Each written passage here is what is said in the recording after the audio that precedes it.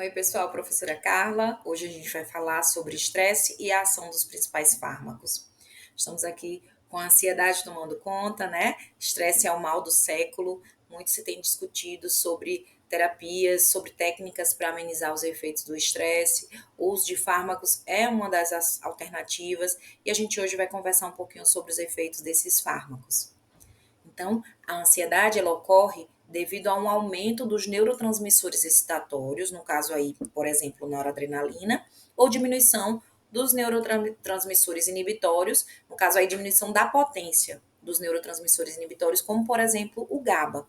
Então, hoje a gente vai falar um pouquinho sobre ele, sobre o GABA, como a maioria dos fármacos usados como depressores do sistema nervoso central vão agir aí no GABA, tá? Vamos começar então falando sobre sinapse. Sinapse é essa região de comunicação, de contato entre dois neurônios. Nós vamos ter aqui à esquerda de vocês o neurônio pré-sináptico, ele recebeu um impulso nervoso, uma informação, e essa informação se propaga ao longo do axônio, e quando chega ali no terminal axônico, esse neurônio ele deve mandar essa mensagem para o neurônio pós-sináptico. E essa mensagem vai sair dele na forma de neurotransmissores.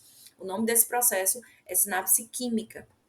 E a liberação desses neurotransmissores é condicionada à abertura de canais, e a gente vai já falar sobre isso. Mas esses neurotransmissores, eles vão se ligar à membrana do neurônio pré-sináptico e vão sair dessa membrana, alcançar a fenda sináptica, que é esse espaço entre os dois neurônios, e depois vão agir nos receptores do neurônio pós-sináptico para que haja aí sua eficácia, né, seu mecanismo de ação, seja ele uma ação, seja ela uma ação excitatória ou uma ação inibitória nesse neurônio pós-sináptico. Lembrando que a propagação do impulso sempre vai seguir esse caminho, neurônio pré-sináptico, sinapse, neurônio pós-sináptico, e a informação vai sair, né? O neurotransmissor vai sair dos terminais axonais do neurônio pré-sináptico e vai se encaixar nos dendritos do neurônio pós-sináptico, mais precisamente em receptores.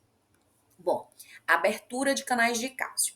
O cálcio, gente, é um íon extremamente importante para várias funções vitais. Nosso grande reservatório de cálcio é nosso tecido ósseo, nós armazenamos cálcio e utilizamos esse cálcio armazenado, estocado, em alguns eventos do nosso dia a dia, contração muscular e sinapses, principalmente. Então, para que haja uma sinapse, é preciso que haja primeiro uma abertura de canal de cálcio. A informação está se propagando por meio de um potencial de ação, atinge o terminal axonal, né, terminal do axônio, do neurônio pré-sináptico, e aí para que o neurotransmissor, que são essas bolinhas vermelhas que vocês veem na figurinha, para que esse neurotransmissor saia desse neurônio, entre na fenda e alcance o neurônio pós-sináptico, eu preciso da abertura dos canais de cálcio.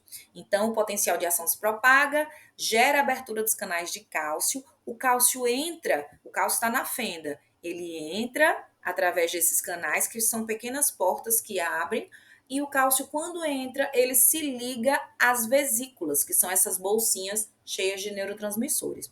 A ligação do cálcio com a vesícula faz com que essas vesículas se aproximem da membrana do neurônio e se fundem com a membrana e se abrem, fazendo com que esses neurotransmissores caiam dentro da fenda. Então, esse é o primeiro evento que vai acontecer, né, na sinapse para que haja a liberação aí dos neurotransmissores, a abertura dos canais de cálcio.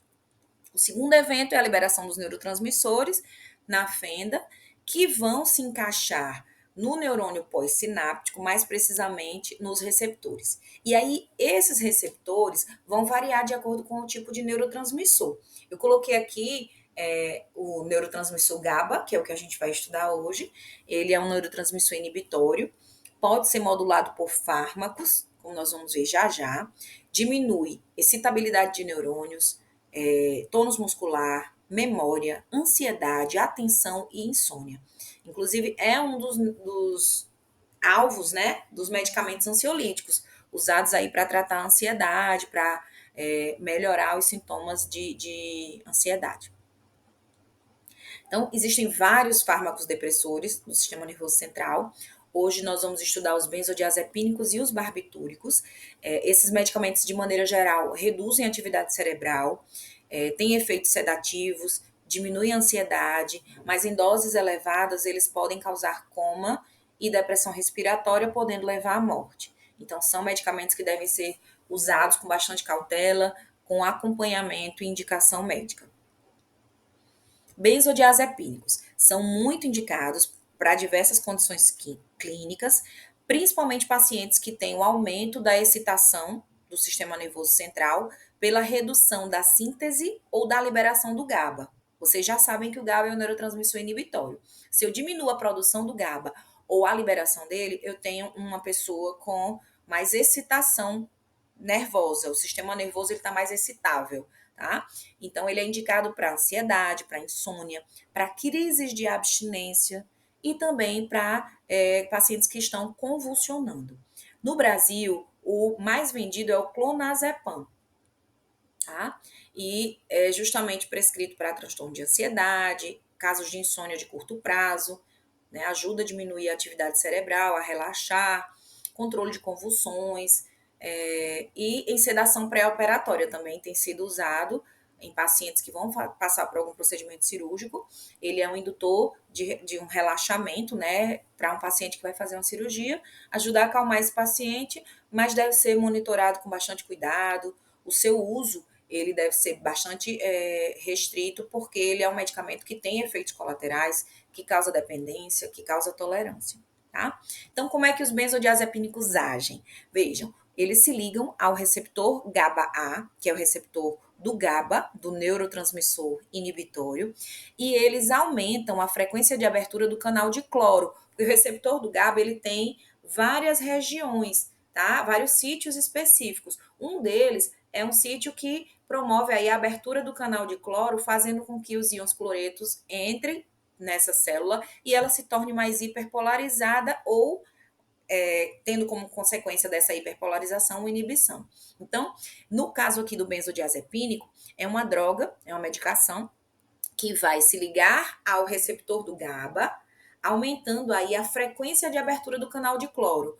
Se esse canal de cloro abre e fecha várias vezes, o cloreto entra e a gente tem uma hiperpolarização ou inibição dessa célula por mais tempo.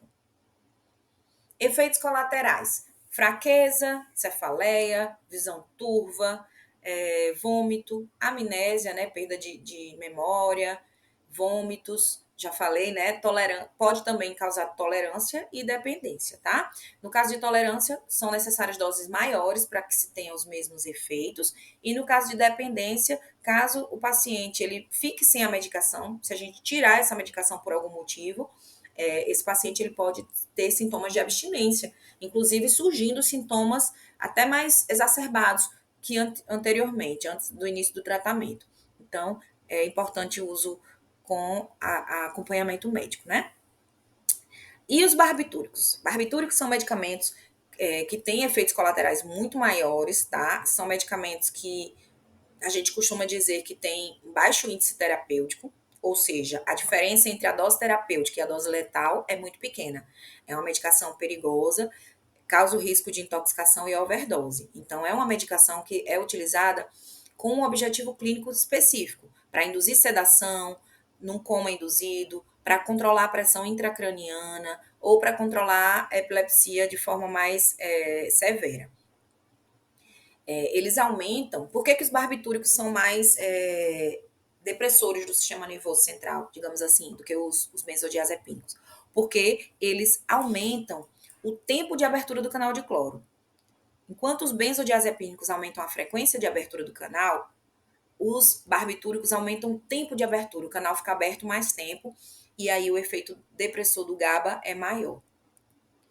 Efeitos colaterais dessa medicação: hipnose profunda, coma, depressão respiratória, morte, tem maior tolerância, dependência, uma abstinência mais pronunciada e tem a medicação de baixo índice terapêutico. Como eu já falei, o risco, né, entre a dose e a letalidade é muito pequeno.